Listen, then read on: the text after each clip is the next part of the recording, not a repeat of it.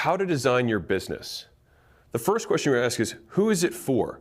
Now, this is where a lot of people get stuck, and it's because they overcomplicate it. It doesn't have to be, it can be very easy.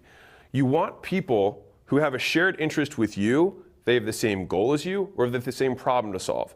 And so an easy way to think about this is scratching your own itch. Because right now, if there's a problem that you're trying to solve, whether it's like, I want to learn how to day trade, or I want to learn how to flip houses, or I want to learn how to paint, or I want to learn how to play ping pong, all of these things are things that you might be inherently interested in. And so one of the easiest lenses and some of the biggest and most successful businesses of all time have been started by founders and entrepreneurs who are like, I suffered with this problem for a long time. I just want to solve the problem or find the solution. And the cool thing is that you don't have to be the expert. Now, if you already are the expert, you know how to do watercolor paint, you know how to paint, you know how to play ping pong, you know how to fix cars, you know how to day trade, whatever it is. Like, you can be the expert.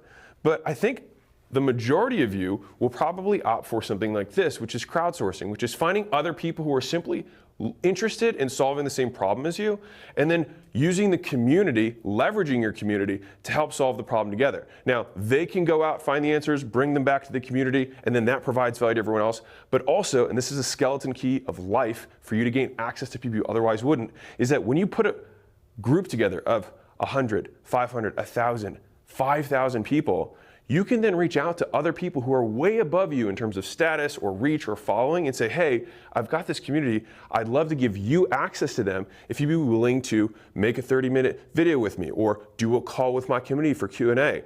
And people who, like, you will be able to punch way above your weight class because you can actually provide something to them, which is distribution of their message. And so you actually get a favor from the person who's doing the Q&A, and you are perceived as delivering value to your community, and so you get a win-win for everyone. So right off the bat, you probably know if you're an expert, and if you're not an expert, this is probably going to be the path for you. And Skool's been built to facilitate this model so that you no longer have a reason to not get started. The next question you have to ask is, do I want my community to be free, or do I want it to be paid? If you're just starting out, start for free. Get people in the community, find out what they like, start providing value to them, learn how to actually run a community. And then at any point, when you feel confident enough that you can provide value to an audience and that that audience in of itself is valuable, you can flip it to paid. And so the nice thing is that this is an irreversible decision. You can start here and then eventually move to paid when you feel confident. And if you're already confident that you can provide value to an audience, you can start at paid right up front. So now that you know who you're going to be solving problems for, people who have the same interests, problems, goals as you, you're scratching your own itch, you're figuring out whether you're going to go crowdsourced if you don't know what to do, expert if you already do, free if you're not as confident, paid if you already are. So the next question is, what are you actually going to put inside? And so there's three big buckets of stuff. You've got access, which is the people in the community gaining access to you. So believe it or not, especially if you're new to this, if there's 100 people who all want time with you, your time becomes pretty scarce really quickly. And so access to you becomes valuable in and of itself. And there's lots of ways to do this. And I'll give you some examples in a second. The second thing is content itself, because this is a closed area. So you can put content that you don't put public, or that you can make exclusive. All of these things are about being exclusive to the community. The third is events. Now, events can be digital, they can be in person, so you can do a wide variety of types of events. It can be with lots of people, it can be with very small people. It could be going on a hike, or it could be doing a big digital conference. Any of these things fit within what you could put inside. And so the idea is that you want to create a schedule or a cadence around when you're going to be providing these things. And so, for example, for access, it might be a Q&A call with you, but it might also just be giving access to people that your community doesn't otherwise have access to. And so if I were fixing cars as my group, because that was what I was into, then I would find a master mechanic or something like that, or who worked on this really type of historic car, ask them to do a Q&A with my community. Now, if one of my community members just tried to reach out to that guy, he probably wouldn't respond. But if I've got 2,000 other mechanics or people who are interested in cars, he probably would. And so they would gain access to people they otherwise wouldn't. With the content, you do things that you or the community create that provides value. Now, everything I just listed is not an exclusive list of things you can do. You can do anything that you can possibly imagine that provides value to your audience. And so, two easy questions to think about this is, if you're scratching your own itch, what do you think is epic? If you're like, man, it'd be so epic if this happened, that's a great place to start for value you can provide to your community. The other way to do this is just ask them, hey guys, What do you think would be cool? And remember, you now have the collective asking power of the whole community, and you are their champion to go ask on their behalf. And so don't take that responsibility lightly, and you'll be amazed at what doors can open. Now, what actually provides value? Because people throw this word around a lot. So what makes a community valuable? I like to go back to the value equation, which is from my book, $100 Million Offers.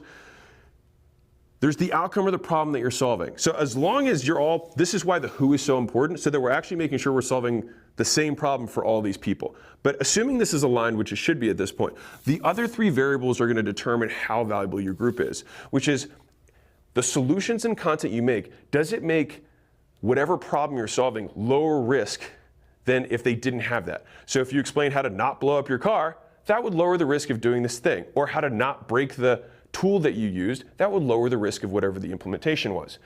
If you can help them do it faster, they will like you more. If it normally takes a year and you can show them a way to do whatever it is in 3 months, that's valuable. And if you can do it in a way that doesn't make them stop doing the stuff that they like doing or start doing stuff they hate doing, the effort and sacrifice, then they'll like you more. You'll be providing value. And so whenever you're thinking about the content or the access or the events, this should always be the underlying goal. How can I make it less risky for my audience? How can I make it faster? And how can I make it easier? So if you choose to start for free, one of the big things I want to emphasize is that you can start here and then eventually switch to paid when you have more confidence. And that could be in month 2 or month 3 or month 6, because you should see this as you're building an audience, and that audience is the most valuable asset you have and that you will have over time. And so like, don't worry about this month, next month, the month after. It's about building that asset. And if it takes a little bit of time, welcome to business. But once you have that asset, you can pretty much get yourself set up financially for the rest of your life. And so I'm all about doing things fast, but I'm more about doing them right. And so you can start free and in a couple months switch to paid. And when you do switch to paid, have so much more momentum that you can skyrocket to the top and win. Because if you start your community that's paid with 1,000 members already in it, for example, and then you have paid people who come in later, you already have this super lively community that there's valuable people, there's great contributors. It's kind of like showing up to an empty party versus showing up to a party that's already rolling. Early on in the night at the club, they let people in for free, and then at past a certain point, once there's enough people, they start switching and paying for tickets to buy in. Right? Same idea, just done digitally. And so you can do it either way, but don't be ashamed or don't be worried about starting for free because you're like, when am I gonna go to paid? You're actually gonna set yourself up for a really solid paid community if you start free first. So don't worry about it if you're starting here.